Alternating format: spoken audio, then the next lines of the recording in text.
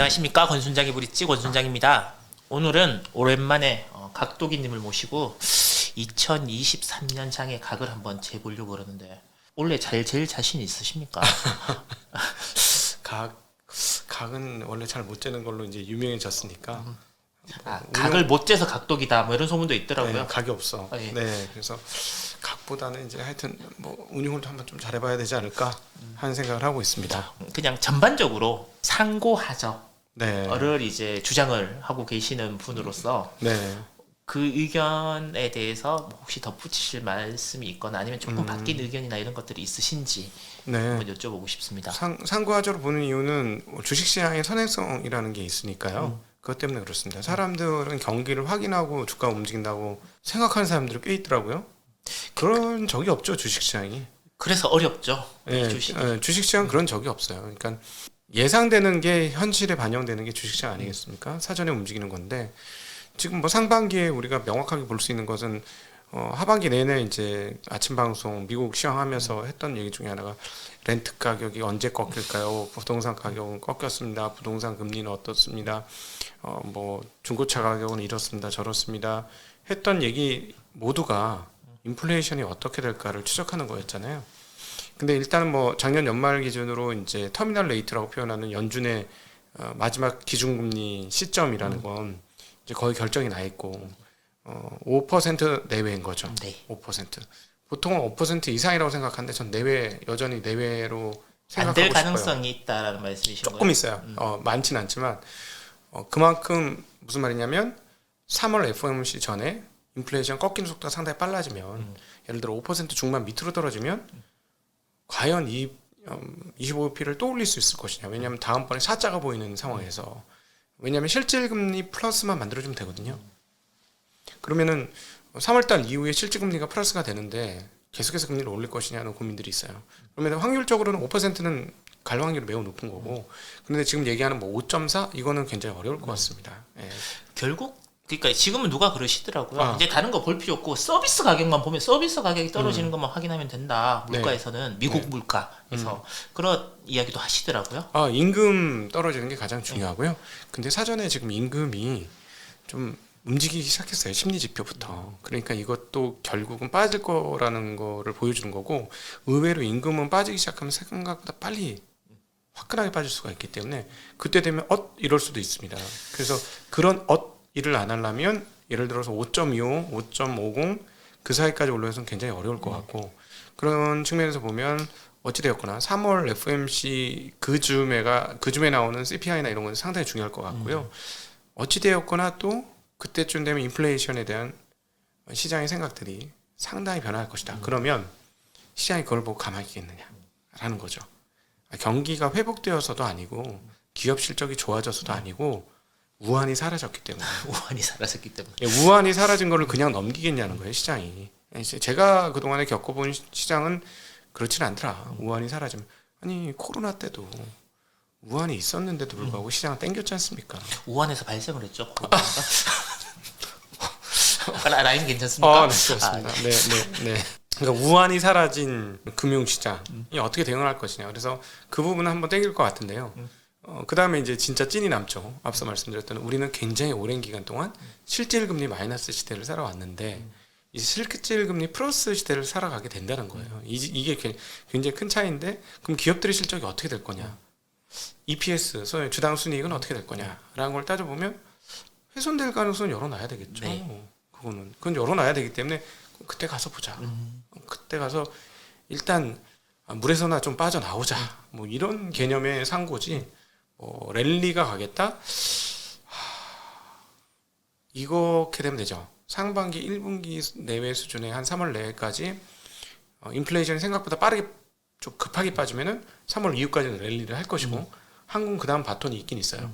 반도체 애들이 바톤을 잡아주면 그 다음 랠리까지 뽑겠죠. 그러면 아주 최상의 시나리오가 되겠죠. 바닥을 치고 올라가는 거. 그리고 그때쯤 사파이어 레피지의 애증의 이름 사파이어 레피지의 본격적인 서버 납품 이런 것들, 그리고 서버의 교체 활성화 뭐 이런 것들이 나타나게 되면 반도체가 막 이렇게 일어나면서 그쪽 산업이 벌떡벌떡하면서 오 좋아 뭐 이런 분위기가 나올 수 있겠고 저평가 주식들도 수급에 의해서 제대로 평가를 받으면 뭐 연말까지도 좋은 장 연말까지는 모르겠고 하여튼 올 한 해가 정말로 예상과 다른 강세장으로 올 수도 있으나 그건 모르니까 거기까지 예상하지 말자. 네. 그 방금 이제 사파이어에 대해서 얘기를 하셨잖아요. 네. 그러니까 이제 이름 하도 이제 많이 그냥 제가 그냥 잘 됐으면 좋겠다라는 생각이 그냥 하도 많이 들어서 안 네. 되고 막 이러니까 네. 그러면 인텔은 쩌리가 된 주식이고 그러다 보니까 그냥 쉽게 한번 여쭤보겠습니다. 네. 제가 잘 될 것 같아요. 어떤 게? 사파이어 레피지가 이번에 나온 게 네. 잘 팔려서 인텔의 실적이 굉장히 좋아지고 네. 만약에 그런 것 같으면 뭐 어렵게 할 거 없이 미국은 인텔 주식 사고 기다리면 좋을 것 같은데. 어떤 분들은 그 AMD가 좋다라고 얘기하는데 인텔이 몸풀기 시작하면 AMD가 가장 위축이 되겠죠. 근데 이게 단순히 이번에 이제 그 생산을 하게 되는 사파이어 레피즈의 공정과 과정들을 보면 또 하나가 옆에 준비되어 있는데 폰테베키오라는 GPU가 준비가 되어 있습니다. GPU 시장까지 넘보게 될 거예요. 제가 가제소울 들어갔다가 네, 무슨 말인지 못 알아들으시겠죠? 그래서 제가 한 5번 들으시면 돼요. 슈카로 그냥 넘어갔습니다. 재밌는 거 들어야지. 근데 산업적으로는 우리 가제소울이 아주 훌륭하죠. 제가 산에 오르려가다 들었는데 네. 이걸 보고 가야지. 안 네. 보고 가면 네. 정말 그냥 영어 이렇게 레슨 네. 받는 것처럼 네. 듣기 평가하는 것처럼 이렇게 들리더라고요. 네네. 그 공정상의 변화가 있어요. 그래서 훨씬 더 그 퍼포먼스가 좋은 공정으로의 변화가 있었기 때문에 이제 그 부분들이 적용되면 그 결국은 전성비가 좋아진다는 얘기고 계속해서 말씀드리지만 AI 시대로 가게 되면은요 두 가지가 중요하게 되죠. 전력 사용과 그다음 그래픽 칩이 굉장히 중요하게 됩니다. 인텔도 그건 알고 있었던 네. 거죠. 그 엔비디아의 지금 성장이 그래서 굉장히 크게 이루어지고 네. 있고 높은 멀티플을 여전히 받고 있어요. 네. 주가 그렇게 빠졌어도 비싸더라고요. 멀티플 기가 막히잖아요. 근데 만약에 이제 폰테베키오가 도대체 어느 정도의 성능을 발휘할 거냐. 워낙 그동안에 속였기 때문에 뭐 믿지 마라. 오케이 믿지 마라. 괜찮은데 인텔이 과거 평균 정도 수준의 이익만 회복을 해도 주가는 괜찮습니다. 그래서 누가 저하고 이걸 갖고 살짝 씨름을 했어요. 입씨름을. 저는 안 떨어지는 게 좋아요. 네, 안 떨어지는 게 좋아요. 안 다치는 게 좋아요.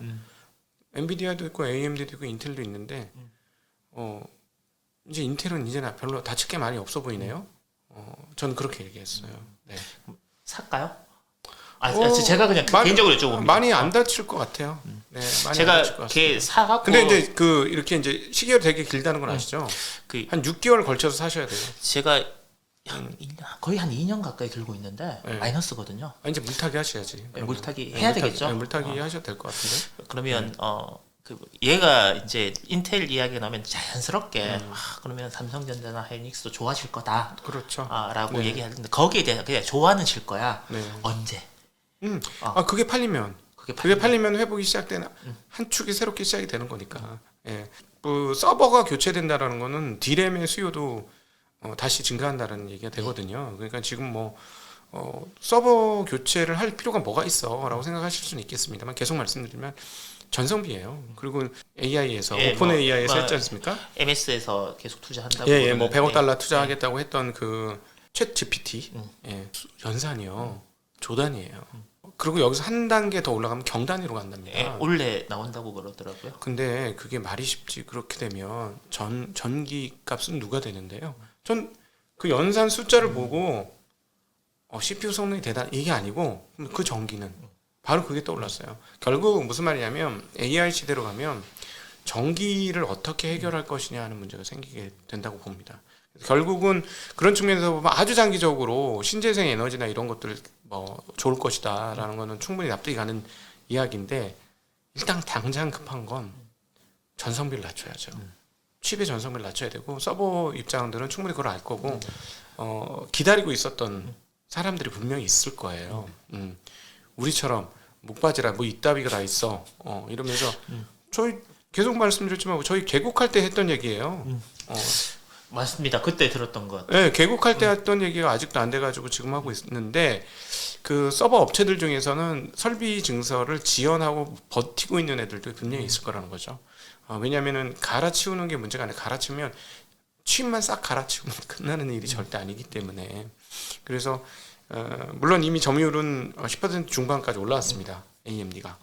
근데 생각보다 많이 안 올라온 거 아닙니까? 아니 왜냐하면 증가율은 많이 높았어요. 그러니까 어떤 거냐 하면 인텔은 계속해서 못 만들어내고 뭐 내는 것마다 엉망이고 AMD는 정말 잘 만들다 그러면 네. 그냥 얘 역전하나? 네.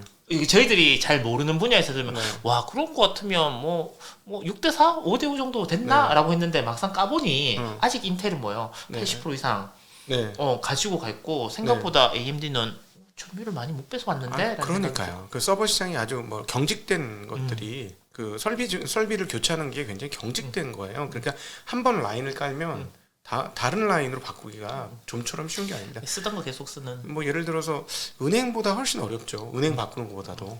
예. 그렇죠. 예. 그래서 그 인텔이 여러 번 속였죠. 처음에 사파이어 레피지 나올 거야라는 걸로 속인 것도 있고요. 최근에 속였던 건 거예요. 사장이 바뀌고 나서 이거 잘할 거야 했는데 근데 마지막 그 고리인 사장이 바뀌면 잘할 거야는 속인 건 아니라고 봐요. 그 사장이 자리 잡는 데까지 시간은 당연히 걸렸겠죠. 네. 과거의 구습이라든가 흐름이나 관습이라든가 이런 것들을 교체하는데 6에서 1년 이상 걸렸지 않겠습니까? 딱 지금 보니까 드디어 변했구나 라는 생각이 좀 들고요. 만약에 이게 맞다면 그 다음 것도 기대할 수 있다는 얘기가 돼요. 물론 아직 확실하기는 이릅니다. 네. 하도 뒤어가지고. 근데 만약에 이게 맞다면 그 사장이 처음 회사로 선임됐을 때. 선임되고 영입되었을 때 그 기술자들은 기대감이 굉장히 높았어요. 정확하게 회사를 아는 사람이 왔다. 뛰어난 엔지니어였다라고 들었으니까. 예, 그리고 또 그 경영 능력도 다른 회사에서 검증을 받았기 때문에 이거 잘할 것이라고 했었는데 그게 이제 그건 기대감이고 실제로 회사가 그 사람이 정말 잘해서 잘한다고 해도 1년 이상 걸리는데 바로 그 시점이 지금 왔다 이렇게 보여지니까 저도 샘플링 해놓고 그때도 될 거라고 생각했는데 적극적으로 밀지 못하겠더라고요. 그 많은 고객이 산 건 아닌데 조금 사놨는데요. 이제는 이제 한번 조금 물량을 한번 늘려볼까 하는 생각을 합니다. 우리나라 업체 중에 제일 큰 회사 삼성전자 적자 난다라는 레포트도 있고 아닌 네. 레포트도 있는데 각도기님은 적자가 날 것 같아요, 안 날 것 같아요? 그리고 또 한 가지 네, 감산한다 안 한다 얘기가 되게 많은데 네. 삼성전자가 감산을 할 것 같습니까? 반도체 음. 안 하실 것 같습니까? 내부 상황을 정확히 잘 모르겠어요. 그리고 또 이번에 다시 한번 느꼈는데 회사 너무 믿지 말자는 생각도 있어요. 왜냐하면 대만의 유통업체들이 제일 정확하게 맞췄어요. 이번에 반도체 흐름에 대해서 감산 일부 할 가능성은 있을 것 같습니다. 네. 일부러 죽이려고 하지 않는 한. 근데 그렇게 많이 죽일 게 있나? 진짜 싶기도 세개 하고요. 뭐 크게 세개 네, 나왔으니까 네, 본인 그러니까 포함해서 낸드는 죽이려고 할 수도 있겠죠. 낸드는 업체들이 꽤 많으니까. 그러나 D램까지 다 싹 죽이려고 그렇게 할 건가? 조금 잘 모르겠지만 의문이고요. 그거는 의문이고 적자는 아마 관리를 좀 할 것이고요. 적자가 나도 별로 상관없어요. 왜냐하면 회계적으로 보면 삼성전자는 표현된 적자가 그렇게 두려운 일이 아니에요. 예. 왜냐하면 현금 흐름은 계속 양의 현금 흐름이거든요. 왜 그렇게 되냐면 감가상각이 워낙에 많습니다. 공장 짓고 나서 네, 감가상각이 워낙 많아서 사실 마음 먹고 작정하고 달려들면 한 3년치 적자를 커버리지 할 수도 있어요. 회계상으로는 네. 뭐 감가상각을 조정한다던가 그다음에 R&D도 조정을 한다던가 비용 조절을 할 수 있죠. 근데 이제 삼성전자는 굉장히 회계에서 보수주의입니다. 네. 그건 되게 좋은 거예요, 투자자 입장에서는. 있습니다. 이재용 회장이 그 주주들 신경 쓰다라는 얘기를 했으니까 장기적으로 반영이 될 겁니다. 주주로서는 그 얘기는 옛날부터 했던 것 같은데 별로 네. 반영된 게 없어갖고 주가 안 떨어지잖아요. 떨어져야 될 때. 떨어졌다가 올라온 거죠. 이 많은 이 주주분들이 얼마나 지금 열받아 하시는데 최근에 사셨던 분들은 좋으시죠. 네. 계속 갖고 계셨던 분들은 네. 이제 설날 세뱃돈은 좀 줘야 되나? 뭐 이런 생각을 좀 하고 있는 단계죠. 뭐 사실은 밋밋하게 그 공격적으로 안 하실 분들 입장에서는 7만 원 이하부터는 싸다고 생각했는데요. 뭐 이 정도 가격 6만 원이면 뭐 나쁘지 않은 가격에 대한 느낌이 듭니다. 그러면 증시 각도기는 하이닉스랑 삼성전자 중에 만약에 네. 지금은 삼성전자. 지금은 삼성전자, 디램 시장이 화랑이 되면 그때는 하이닉스. 하이닉스. 네. 알겠습니다. 예. 그러면 크게 보통 이제 인텔 얘기 네. 했으니까 요즘 또 이제 이슈가 되는 게 이제 테슬라. 네. 워낙 테슬라에 대해서 말씀을 많이 하시는데 제가 오늘 여쭤볼 건 다른 게 아니라 제가 의아하게 생각했던 게 테슬라가 20% 다운시킨다 참 네네. 가격을 다운시킨다 그러니까 갑자기 포드 GM 주식이 막 내리는 거예요. 당연히. 그러니까 얘네가 20% 정도 내려면 그 내연기관차들이 저렇게 타격을 받는 건가? 네. 라는 생각을 했거든요. 그러면 그게 우리나라 현대자동차와 기아자동차에도 영향을 미치는 건가? 그리고 과연 20% 가격 다운을 시키면 테슬라가 애플이 되긴 힘들지 않을까?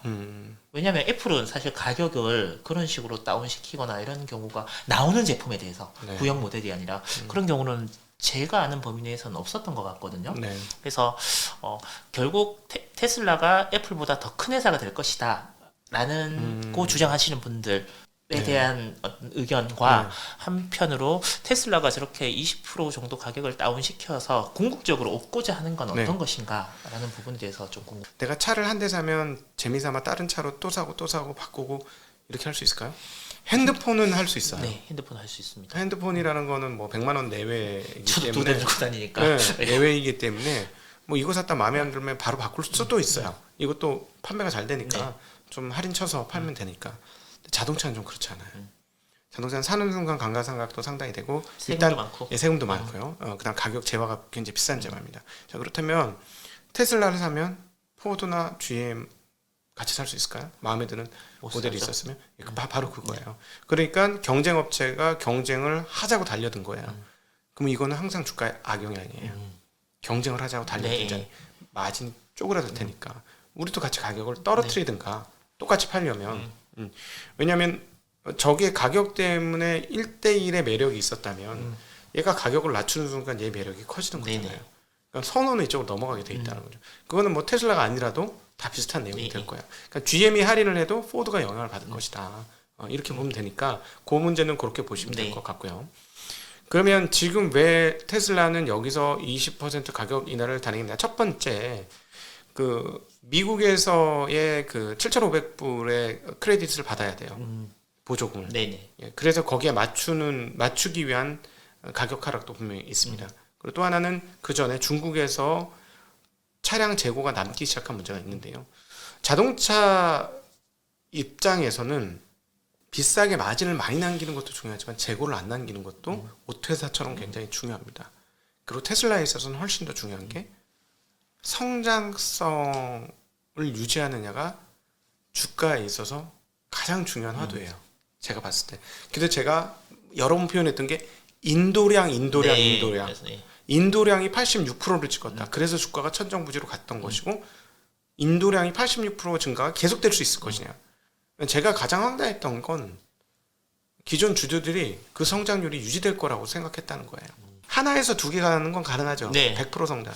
두 개에서 네 개도 가능해요. 뭐 네. 40만 대를 80만 대로 늘리는 건 네. 쉽지 않은 얘기예요. 86만 대를 160만 대로 늘리는 건 전혀 차원이 다른 얘기예요. 근데 그거를 다 믿더라고요. 그래서 이제 제가 그때 자꾸 인도량 86%가 계속되어야 현재 주가가 적정합니다라는 얘기를 그때 1,000불 넘었을 때 네. 여러 번 했던 거예요. 네. 괜히 했어 욕만 먹고. 뭐 구독자가 늘어난 것도 아니고 구독자 빠져나가기만 하고 계속 욕만 먹고. 주식은 또 떨어지면 그 맞췄다고 또 요거도 먹잖아요. 그 그렇죠. 때문에 떨어졌다. 네 진짜. 어쨌든. 근데 그건 정말 절대 가치예요. 그래서 즉 성장률을 지키기 위해서는 풀 가동률이 풀 판매로 이어져야 한다는 것이죠. 그리고 테슬라 모델 자체가 다른 게 또 있거든요. FSD 뭐. 소프트웨어를 판매하면 마진은 안 땡길 수 있거든요. 그 소프트웨어가 지금 미국에서 15,000달러예요. 그리고 미국 서부 지역에서의 FSD의 성능은 굉장히 탁월합니다. 제가 보니까 이거 거의 한정된 구간에서는 로보택시를 해도 되겠는걸? 할 정도 수준이에요. 그러니까 굉장히 좋은데 이걸 팔아야 되거든요. 이걸 팔면 마진이 얼마일까요? 소프트웨어 마진이. 거의 뭐 MS 마신 정도 나오겠죠. 그러니까 프로그램만 있으면 그 다음에 계속 그럼요. 복사해서 붙여 넣는 거니까. 그럼요. 이거는 마진이 어마무시할 거예요. 적어도 50%? 예, 많이 팔게 되면 일정 그 BEP를 넘는 순간 일단 많이 깔아놔야 되네요. 서비스를 네. 이용할 수 있는 물건들을 그렇죠. 많이 깔아놓는 게 중요하다. 그럼요. 프린터 많이 깔아야 그 잉크 팔아먹고 그런 HP가 개념도 분명히 있는 거거든요. 그래서 제가 보기에는 역시 전략은 잘 짰고 그렇게 가는 게 맞다라는데 시장은 어떻게 반응할지 몰라요. 시장은 무슨 말씀인지는 알 것 같아요. 왜냐하면 옛날 주가 좋았을 때는 성장률 다 반영시켰죠. 마진율 다 반영시켰죠. 확장성 다 반영시켰죠. 타 회사 갖고 있는 것까지 뭐 무슨 솔라고 뭐건 스페이스X 다 반영시켰죠. 이런 거에서 지금 하나 두 개 떨어져 나가는 거예요. 물론 대주주의 매도가 제일 컸고 그리고 여기서 다시 한번 교훈으로 삼는 건 대주주 주식파는 건 절대 좋게 보지 마라. 그리고 그분은 예전에도 페이팔 잘 팔아가지고 기업 만드신 분인데 자선 사업하실 분 아니다. 다시 한번 기억해라. 그러면 이런 질문 어떨까요? 그러니까 우리나라에 독일 3사라 그러면 아우디, 벤츠, BM이 있는데 예를 드는 겁니다. 뭐 아우디는 뭐 A6 기준으로 1,500을 기본 DC 해주고 차 안 팔리면 BM은 한 돈 1,000만 원 DC 받아야 하는 거고 벤츠는 뭐 E클래스 한 200, 500 정도 DC를 받는 게 할인을 해줄 때 그래서 아우디는 중고차 가격이 엉망이고 그걸 제 가격 주고 사면 바보다라고 했는데 그러니까 브랜드 가치를 말씀을 드리는 거예요. 테슬라가 자동차 가격을 20% 떨어뜨린다는 게 이때까지 저희 상식으로는 거의 뭐 오르는 것도 사실 그만큼 올리면 안 되지만 한데 저게 테슬라의 이미지를 추락시켜서 브랜드 가치를 떨어뜨리는 그러니까 우리나라에서 독일에서는 안 그런 걸로는 제가 알고 있는데 아우디는 조금 그 3사 중에서 좀 떨어진다. 할인을 많이 해주는 그런 차라는 인식을 많이 하고 있거든요. 테슬라도 그런 이미지가 안 좋아지는 건 미래의 가치로 봤을 때는 안 좋은 거 아닌가요? 자동차에 대한 그 하드웨어에 대한 평가는 항상 안 좋았죠. 네, 항상 안 좋아. 그리고 이렇게 추운 날 전 미치고 한장해요. 그 저기 문이 열기가 힘들어요. 얼어가지고. 오늘도 그냥 손가락 부러지는 줄 알았어. 꾹꾹 눌러가지고. 하드웨어에 대한 평가는 별로 원래 좋았던 적이 없고요. 그 결국은 그럼에도 불구하고 사용 가치라는 게 굉장히 높습니다. 제가 이제 예전에 같이 우리 그 포르쉐하고 테슬라하고 해보면서 주행 성능이나 안전성이나 이런 것들은 포르쉐가 훨씬 높고 안정적이다. 고속 200km 이상 주행에서 훨씬 안전하다는 거는 직접 타면서 느꼈다. 이런 얘기를 했었잖아요. 근데 1년을 더 사용해 본 결과 그럼 포르쉐도 너를 바꿔 탈래? 이러면 별로 그러고 싶지 않아요. 다른 편의성들이 굉장히 높습니다. 전기차로서 가지는 편의성이 있어요. 물론 뭐 단독주택이기 때문에 그럴 수 있다 하지만 그건 시간 문제예요. 전기 충전의 문제는 결국 시간 문제고 플러그 하나 만드는 건 결코 어려운 일이 아닙니다. 보편화만 되면 되는 거고 한국은 아직까지 전기차가 보편화되지 않았기 때문에 그런 것이고요. 지금 아파트에도 곳곳에 전기차 그 배전반이 한 개, 두 개 금방금방 세워질걸요. 어쨌든 그 기술적인 문제는 시간이 다 해결해 줄 것이다. 항상 말씀드리지만 기술적인 문제는 시간이 해결한다는 측면에서 보면 오히려 이제 테슬라에게 가장 큰 위협은 그게 이제 사용상의 그 업그레이드가 기존 내연 가치가 가지는 감가상각과 방향성이 달라요. 네. 그래서 기존의 자동차하고 다른 거예요. 사용 시작부터 닳기 시작하는 기계 장치와 업그레이드가 가능한 소프트웨어 장치가 다른 거예요. 그게 굉장히 큰 차이라고 저는 보고요. 그러니까 근데 이제 테슬라한테 지금 상황에서 정말 큰 위협은 유가 하락이라고 저는 봅니다. 기름 많아. 네. 유가가 만약에 $60 이하로 떨어지거나 $50 이하로 떨어졌다? 그래서 가솔린 가격이 뭐 미국 평균으로 가솔린 가격이 $2 뭐 언더로 떨어지고 막 그런다? 소매 가격이? 그리고 한국도 뭐 예를 들어 휘발유 가격이 그렇게 될지 모르겠습니다만 1,000원 언더로 떨어진다? 그럼 전기차에 대한 효용이 급격하게 떨어질 거예요. 왜냐하면 비용이 더 높게 들거든요. 미국 같은 경우는 캘리포니아는 제가 알고 있기로는 킬로와트당 400원이 넘는 걸로 알고 있습니다. 전기요금. 네, 그럼 꽤 많이 들거든요. 그러니까 아마 풀충하면 보통 한 없을 때 풀충하면 한 75킬로와트인가 그 정도 풀충이 될 거예요. 킬로와트당 뭐 400원이 넘어버리면 500원이라고 계산을 하면 적지 않게 그래도 35,000원밖에 안 하나? 3, 4만 원 하는 것 같아요. 4만 원 정도. 4만 정도. 그래도 4만 원밖에 안 하는구나. 500원 해도 아직 싸구나. 근데 전기 요금은 앞으로 올라가는 방향으로 갈 거거든요. 네. 제가 보기에는 그 신재생이 너무 많아가지고 경제가 남아돌지 않는 한은 네. 가격이 계속 올라갈 것 같아요. 에너지 절약이나 뭐 이런 것들을 통해서 한국은 말할 것도 없고. 네. 근데 유가가 이렇게 떨어진다 이러면 그 연비하고 따져 보면 여기가 비용이 더 적게 드는데 이건 굉장히 큰 심각한 문제죠. 그건 테슬라뿐만 아니라 전기차 모두의 문제이기도 해요. 그래서 오히려 테슬라한테 심각한 문제는 할인으로 인한 브랜드 가치 하락보다는 제 판단에는 그냥 유가가 생각 이상으로 많이 빠져서 가성비가 떨어지는 차가 되는 순간 이거는 전기차 모두 그리고 테슬라를 비롯한 전기차 모두가 굉장히 큰 위협이 되지 않을까. 자동차 얘기가 나왔으니까 뭐 최근에 기아 자동차가 네. 우리나라에도 화성에 전기차 공장을 이제 네. 짓기로 했다 뭐 이런 뉴스도 뜨던데 현대 기아차는 이제 투자하신 분도 우리나라에 워낙 대표적인 회사이고 네. 투자를 많이 이제 하신 걸로 알고 있는데 그 회사는 그러면 네. 어떤 영향을 받을까요? 현대기아차는 굉장히 잘하고 있습니다. 제가 보기에는 굉장히 잘하고 있는데, 그러니까 올해 1분기 동안에 과연 마진이 꺾일 것인가? 그 확인 좀 해봐야 될 것 같아요. 과연 안 꺾일까? 그러니까 시차를 두고 반영이 되지 않습니까? 작년까지야 좋았죠. 대기 물량도 꽤 많았고, 그리고 차도 잘 만들고 있어요. 미국에서의 그 점유율 하락을 감안을 해보면 미국에서는 테슬라만 판매 증가가 이루어졌고 거의 모든 차량들이 점유율 하락이 전년 대비 엄청나게 크게 나타났어요. 정말 엄청나게 크게 나타났거든요. 현대기아차는 거의 제자리예요. 네. 발군을 했거든요. 발군을 했으니까 좋고 잘하고 있는 회사고 한데 자동차 업황 전체가 안 좋다는 거예요. 그 환율도 사실 유리하진 않잖아요 회사에. 근데 뭐 엔하고 같이 이제 강세니까 완벽하게 안 좋진 않을 것 같긴 합니다. 그리고 항상 그렇게 일본 뭐 도요타하고 네. 같이 봐야 되는 부분들이 있으니까. 네, 네. 알겠습니다. 근데 잘해요. 한국 차들이 내장이나 이런 것들 전장, 그러니까 내장과 전장의 시대가 된 거예요. 전기차도 내장이 중요한 게 아니라 걔는 전장이 앞서가는 거니까 따지고 본다면 전장이 되게 편하거든요. 몰라요. 지금 내연기관도 그런지 모르겠는데 예를 들어 유튜브를 뭘 듣고 있었어, 음악이나 이런 걸 듣고 있었다가 밖에 나가. 그러면 안 되는데 다시 들어오면 알아서 브루투스가 되면서 저절로 돌아가. 다시. 그러니까 전화를 밖에 나갔다가는 안 되고요. 전화 통화를 이게 유튜브를 보다가 전화 통화를 하고 전화를 끊으면 다시 유튜브가 재생까지는 되죠. 그건 당연히 되겠죠. 그러니까 근데 나갔다 들어오면 이제 다시 이렇게 다시 해야 돼요? 예, 다시. 이건 저절로 돼요. 그리고 그런 그 소프트웨어 장점이 있어요. 참고로 제가 타는 차는 그렇게 뭐 이렇게 전장이 좋은 차가 아니에요. 네. 현대 요즘 뭐 G80이나 이런 걸 제가 안 타봐서. 네. 근데 그 내연기관이 따라올 수 없는 그 부분들이 분명히 있어요. 이게 쉽게 얘기하면은 그 전기차의 소프트웨어는 그냥 전자 제품이라고 보시면 되거든요. 그러니까 전자 제품과 내연기관의 차이다라고 보시면 그 만약에 뭐 지금 이거 잘해도 얘는 업그레이드하기가 굉장히 어렵잖아요. 네. 근데 물론 이제 요즘 OTA 되긴 합니다만은 이건 자유자재거든요. 자유자재라서 와이파이만 터지면 아니면 내가 핫스팟